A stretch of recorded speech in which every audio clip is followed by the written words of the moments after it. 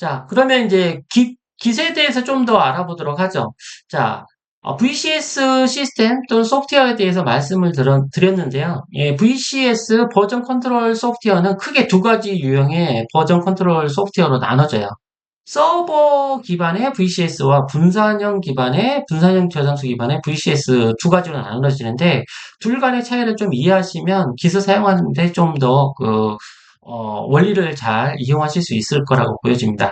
자, 깃은 분산형 VCS고요. 아까 보여드렸던 SVN이라는 소프트웨어는 서버 기반의 VCS예요. 그 차이를 한번 좀 보도록 하죠. 먼저 서버 기반의 VCS입니다.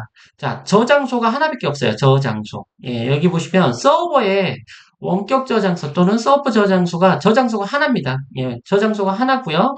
자, 일반적으로 여기 워크스테이션 PC 1, 2, 3는 이제 개발자 컴퓨터들을 말하고요. 자, 개발자 컴퓨터에서 이제 본인이 뭔가 개발을 하고 싶으시면 먼저 서버랑 붙으셔야 돼요. 서버랑 붙는데 개발자 컴퓨터에 개발 툴만 설치했다고 바로 이제 서버에 붙는 건 아니고요. 이 서버에는 이제 SVN 서버라는 게 설치가 되어 있다라고 하면, 소스 제어 서버가 설치가 되어 있다라고 하면 각각의 개발자 컴퓨터에도 개발 툴 외적으로 이 VCS 서버랑 연결할 수 있는 VCS 클라이언트 툴이 설치가 되어 있어야 돼요. 개발자 컴퓨터에. 그래서 SVN 같은 경우는 서버에는 SVN 서버 소프트웨어를 설치하고, 개발자 컴퓨터에는 토토이즈 SVN 클라이언트 툴을 설치를 하게 되면요. 일반적인 경우 개발 툴과 SVN 클라이언트 툴이 통합이 돼가지고 개발 툴에서 뭔가 소스를 변경하면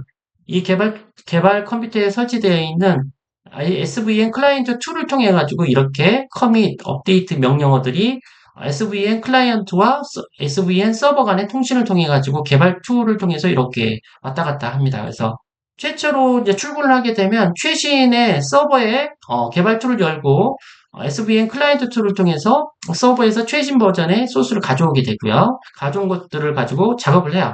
작업을 막 하고 변경하고 테스트하고 문제 없는 소스를 다시 커밋이라는 과정을 통해서 SVN 클라이언트나 VCS 클라이언트 툴을 통해 가지고 서버에 반영을 합니다. 예, 이런 식으로 해서 커밋 업데이트 과정을 통해서 각각의 개발자들이 각각의 개발자 컴퓨터를 통해서 소스 제어를 하는 거죠.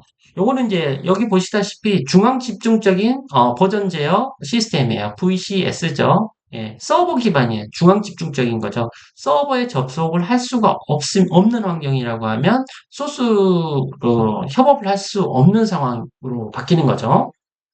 그래서 무조건 이제 개발자들은 협업을 하거나 실시간으로 협업을 하거나 이제 최신 버전 받아와서 작업을 한다거나 업데이트를 하려면 이 서버에 인터넷이나 아니면 인트라넷 기반으로 접근이 가능해야 되는 거죠. 그래서 아까 같이 아프리카에 갔는데 인터넷도 안 돼. 그러면 작업을 할 수 없는 거예요. 이런 환경에서. 인터넷이 안 되니까요. 여기 소스는 코딩을 할 수는 있겠지만, 남이 개발해 놓은 곳, 한 달 후에 아프리카 갔다 왔더니 이 소스가 완전히 바뀌어져 있어. 요거 통합이 어렵습니다, 실제로. 자, 그리고 이제 분산형 VCS를 간단히 설명드리면, 요건 이제 Git 모델이라고 보시면 돼요. 우리가 지금 설치했던 Git 모델이라고 보면 되고요. 여기에는 이 저장소라는 게 두 개가 있어요. 서버 저장소, 동일합니다. 역할이나 목적 자체는. 서버 저장소가 있고요. 여기 보면 각각의 레파지토리가 있는데 이게 로컬 저장소예요. 로컬 저장소고, 이 빨간색 블럭이 각각의 개발자 컴퓨터 공간이고요. 이 개발자 컴퓨터 공간, 개발자 컴퓨터 공간. 그래서 각 개발자 컴퓨터에다가 Git이라는 소프트웨어를 설치하고요. Git이라는 소프트웨어 설치를 하게 되면 비주얼 스튜디오 같은 개발 툴을 열어서 Git을 기반으로 해서 로컬 저장소라는 걸 만듭니다. 로컬 저장소라는 걸 만들고요. 최초로 개발 소스를 하나 만들면, 자, 개발 소스 폴더를 하나 만들게 되면 이 개발 소스 폴더의 버전 관리를 해주는 로컬 저장소를 초기화해줘요. git init이라는 명령어를 딱 치게 되면 개발 작업 폴더 같은 경로상에 .git이라는 폴더를 만들어 주고요. 그 .git이라는 폴더 안에 로컬 저장소가 생성이 돼요.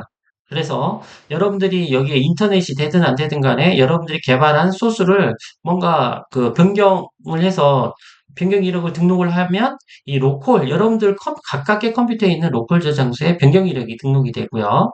그리고 변경 이력을 등록을 하실 수가 있습니다. 그리고 그 추후에 여러분들이 이제 다른 팀이랑 같은 팀의 다른 분들 이 옆에 있는 이 컴퓨터들 사용자들이랑 소스를 공유해서 협업을 한다 그러면 이 로컬 저장소에 있는 내용을 서버 저장소, 원격 저장소라는 곳에다가 내가 작업했던 로컬 저장소의 내용을 서버 저장소에다 반영을 해주면 되고요.